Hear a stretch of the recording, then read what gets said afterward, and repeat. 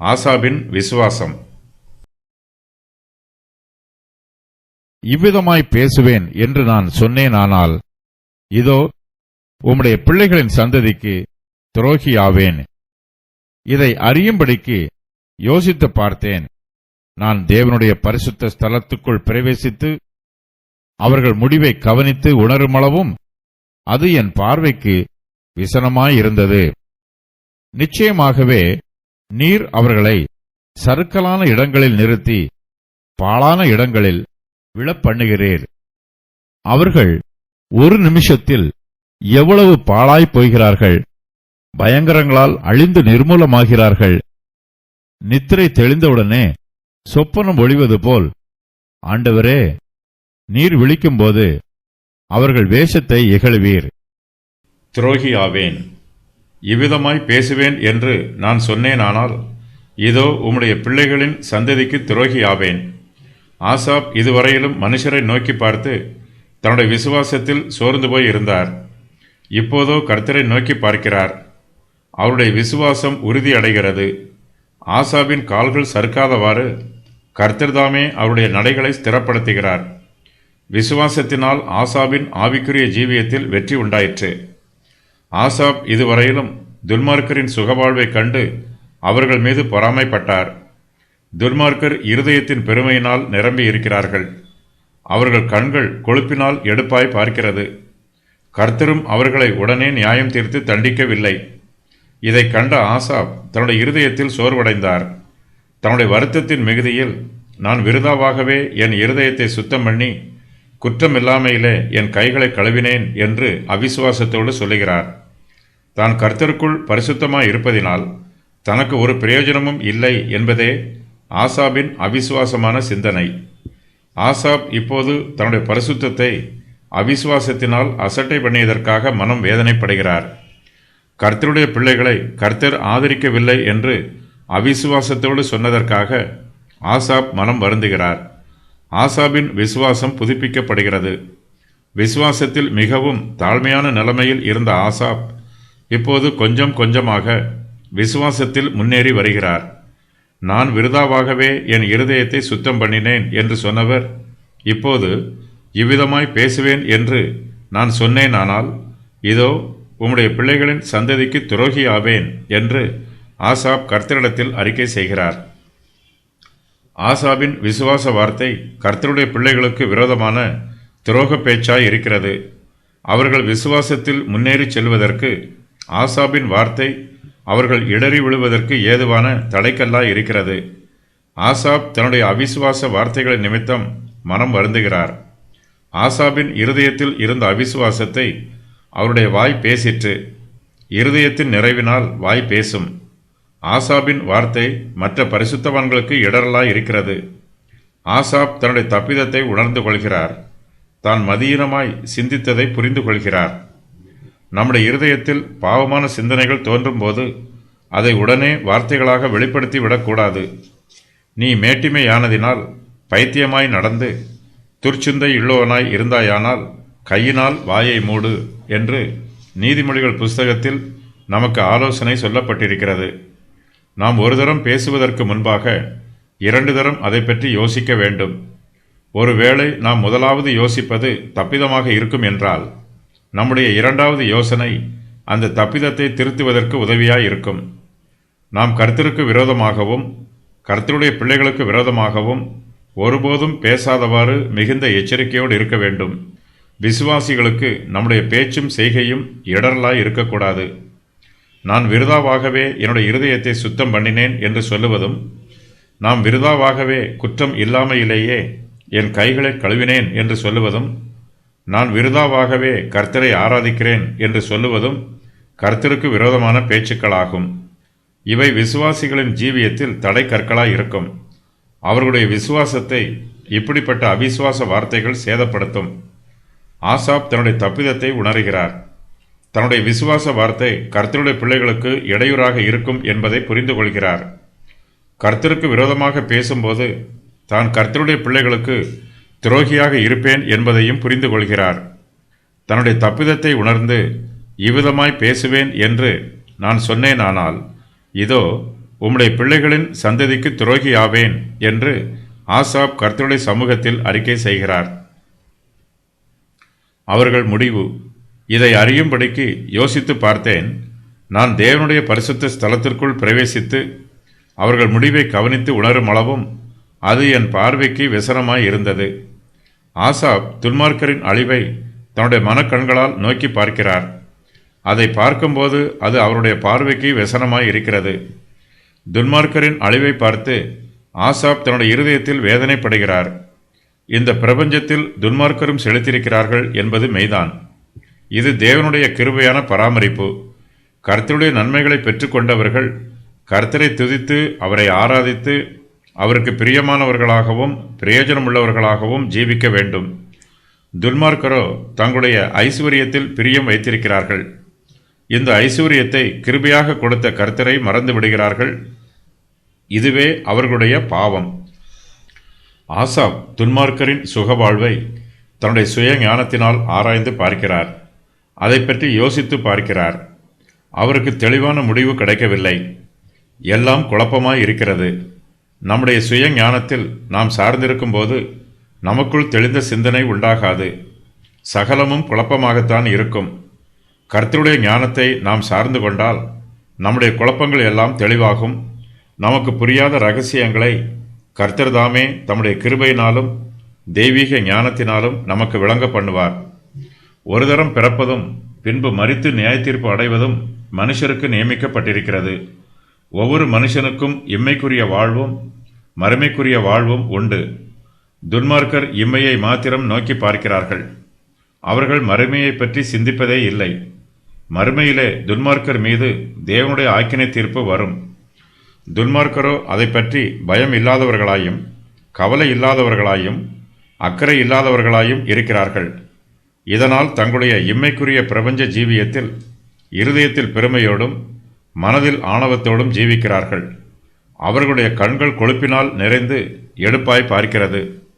Asaph இதுவரையிலும் தன்னுடைய சுய ஞானத்தினால் சிந்தித்துவிட்டு இப்போது தேவனுடைய பரிசுத்த ஸ்தலத்திற்குள் பிரவேசிக்கிறார். அங்கு தேவனுடைய வார்த்தையின் மூலமாய் கிடைக்கும் ஆலோசனைகளை பெற்றுக்கொள்கிறார். தன்னுடைய சந்தேகங்களை தீர்த்து வைக்குமாறும் தன்னுடைய குழப்பங்களை நிவர்த்தி பண்ணுமாறும் ஆசாப் கர்த்தருடைய சமூகத்தில் ஜெபம் பண்ணுகிறார். கர்த்தர் ஆசாபின் விண்ணப்பத்தை கேட்டு அவருக்கு தம்முடைய தெய்வீக உபதேசத்தை வெளிப்படுத்துகிறார். ஆசாப் இதுவரையிலும் துன்மார்க்கரை பார்த்து பொறாமைப்பட்டார். இப்போதோ அவர்களை பார்த்து பரிதாபப்படுகிறார். ஏனெனில் அவர்களுக்கு தேவன் அழிவை நியமித்து வைத்திருக்கிறார். துன்மார்க்கர் தங்களுடைய துன்மார்க்கமான கிரியைகளினால் தங்களுடைய அழிவை அறுவடை செய்கிறார்கள். தேவனுடைய பரிசுத்த ஸ்தலத்திற்கு வெளியே இருந்து யோசிக்கும் போது ஆசாபுக்கு துன்மார்க்கரின் முடிவை பற்றி ஒன்றும் தெரியவில்லை. தேவனுடைய பிரசன்னத்தில்தான் அவருக்கு சத்தியம் தெளிவாய் விளங்குகிறது. விசுவாசிகளாகிய நாமும் நம்முடைய பிரச்சனைகளை நம்முடைய சுய முயற்சியினால் தீர்த்து வைக்க பிரயாசப்படக்கூடாது. நமக்கு கர்த்தருடைய உதவியும் ஒத்தாசையும் தேவை. தேவனுடைய பரிசுத்த ஸ்தலத்தில் அவருடைய கிருபாசன தண்டையில் நாம் கிட்டிச் சேரும்போது கர்த்தர் தாமே தம்முடைய கிருபைகளை நமக்கு வெளிப்படுத்துவார். தம்முடைய ரகசியங்களை நமக்கு புரியும்படியாக சொல்லுவார். ஆசாப் துன்மார்க்கருடைய சுக வாழ்வை பற்றி அறியும்படிக்கு யோசித்து பார்த்தார். அவருடைய யோசனையினால் அவருக்கு குழப்பம் உண்டாயிற்று. இந்த குழப்பத்தோடு அவர் தேவனுடைய பரிசுத்த ஸ்தலத்திற்குள் பிரவேசித்தார். தேவன் ஆசாபின் மனக்கண்களை திறந்து கொடுத்து அதை பிரகாசமுள்ளதாக மாற்றினார். அப்போது ஆசாபால் துன்மார்க்கரின் முடிவை கவனித்து உணர முடிகிறது. அப்போது துன்மார்க்கரின் முடிவு ஆசாபின் பார்வைக்கு விசனமாய் இருக்கிறது. இதுவரையிலும் ஆசாப் துன்மார்க்கரின் சுகவாழ்வை பார்த்து பொறாமைப்பட்டார். இப்போதோ அவர்களுடைய அழிவை பார்த்து பரிதாபப்படுகிறார், விசனப்படுகிறார், வேதனைப்படுகிறார். தேவனை ஆராதிப்பதினால் தனக்கு ஒரு நன்மையும் இல்லை என்று சங்கீதக்காரன் நினைக்கிறான். சங்கீதக்காரனுடைய வாழ்வில் அனுதினமும் ஏதாவது பிரச்சனைகள் வந்து கொண்டே இருக்கும். உலக நன்மையை அவனால் அனுபவிக்க முடியவில்லை. நியாயாதிபதி ஜனங்களை நீதியாய் நியாயம் விசாரிப்பார் என்று எல்லா பரிசுத்தவான்களும் நம்புகிறார்கள். கர்த்தரை நம்பி அவரை சார்ந்திருப்பதற்காக ஒரு விசுவாசி எப்போதும் வருத்தப்படுவதில்லை. நீதிமான்களுக்கு எவ்வளவு சோதனைகள் வந்தாலும் கர்த்தர் அவர்களை அவற்றிலிருந்து விடுவித்து பாதுகாப்பார். தேவன் நீதிமான்களை எப்போதும் பாதுகாத்து பராமரித்து வருகிறார். துன்மார்க்கரை அழித்து போடுகிறார். ஆனால் சில சமயங்களில் துன்மார்க்கர் செழித்திருந்து நீதிமான் குறைவுடன் இருக்கும்போது அது சங்கீதக்காரனுடைய பார்வைக்கு மிகவும் விசனமாக இருந்தது. சறுக்கலான இடங்கள். நிச்சயமாகவே நீர் அவர்களை சறுக்கலான இடங்களில் நிறுத்தி பாழான இடங்களில் விழப்பண்ணுகிறீர். அவர்கள் ஒரு நிமிஷத்தில் எவ்வளவு பாழாய் போகிறார்கள். பயங்கரங்களால் அழிந்து நிர்மூலமாகிறார்கள். நித்திரை தெளிந்தவுடனே சொப்பனம் ஒளிவது போல ஆண்டவரே, நீர் விழிக்கும்போது அவர்கள் வேஷத்தை இகழுவீர். தேவன் தம்முடைய தெய்வீக பராமரிப்பில் துன்மார்க்கருக்கு சறுக்கலான இடங்களை நியமித்து வைத்திருக்கிறார். அவர்களுக்கு நிச்சயம் அழிவு உண்டு. அது மகா பெரிய அழிவாய் இருக்கும். அந்த அழிவு சடுதியில் வரும். துன்மார்க்கர் இந்த பிரபஞ்சத்தில் சிறிது காலம் வாழ்ந்து செழித்திருப்பார்கள். ஆனாலும் அவர்களுக்கு நித்திய அழிவு உண்டாகும். தேவன் அவர்களை அழிக்கும்போது அவர்களால் தேவனுடைய கிரியைக்கு எதிர்த்து நிற்க முடியாது. தேவன் சர்வ வல்லமை உள்ளவர். ஆசாப் துன்மார்க்கருடைய அழிவை பற்றி சொல்லுகிறார். தேவன் அவர்களை நிச்சயமாகவே சறுக்கலான இடங்களில் நிறுத்தி பாழான இடங்களில் விழப்பண்ணுவார். அவர்கள் ஒரு நிமிஷத்தில் பாழாய் போவார்கள். பயங்கரங்களால் அழிந்து நிர்மூலம் ஆவார்கள். தேவன் அவர்களை முழுவதுமாய் சங்காரம் பண்ணுவார். அந்த அழிவில் இருந்து அவர்களால் மீள முடியாது. ஆகையினால் துன்மார்க்கருடைய சுக வாழ்வை பார்த்து கர்த்தருடைய பிள்ளைகள் பொறாமைப்பட வேண்டிய அவசியமில்லை. அவர்களுக்காக நாம் பரிதாபப்பட வேண்டும். ஆசாப் துன்மார்க்கருடைய அழிவை பற்றி மேலும் விவரமாய் சொல்லுகிறார். நித்திரை தெளிந்தவுடனே சொப்பனம் ஒளிந்து போகும். அதுபோல ஆண்டவர் விழிக்கும்போது அவர் துன்மார்க்கருடைய வேஷத்தை இகழுவார். அவர்களுடைய பெருமையை அழித்து போடுவார்.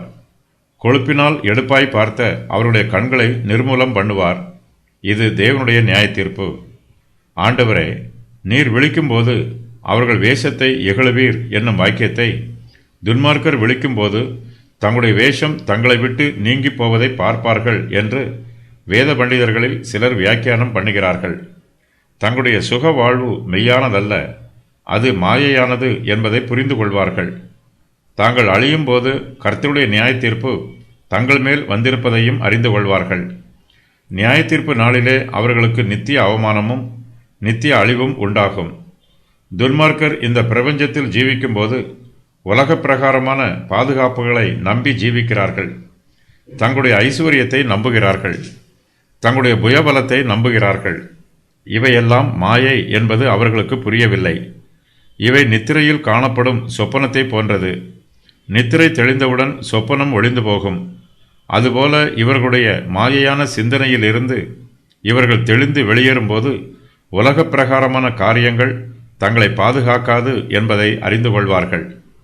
கர்த்தருடைய பிள்ளைகளாகிய நாம் கர்த்தருடைய பாதுகாப்பில்தான் இருக்க வேண்டும். கர்த்தரே நமக்கு மெய்யான பாதுகாப்பு. ஒரு சிலர் தங்கள் குதிரைகளையும் ரதங்களையும் நம்புகிறார்கள். நாமோ கர்த்தரை மாத்திரம் நம்பி ஜீவிக்க வேண்டும்.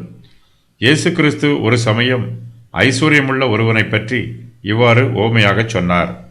அப்பொழுது அவன், நான் என்ன செய்வேன்? என் தானியங்களை சேர்த்து வைக்கிறதற்கு இடமில்லையே.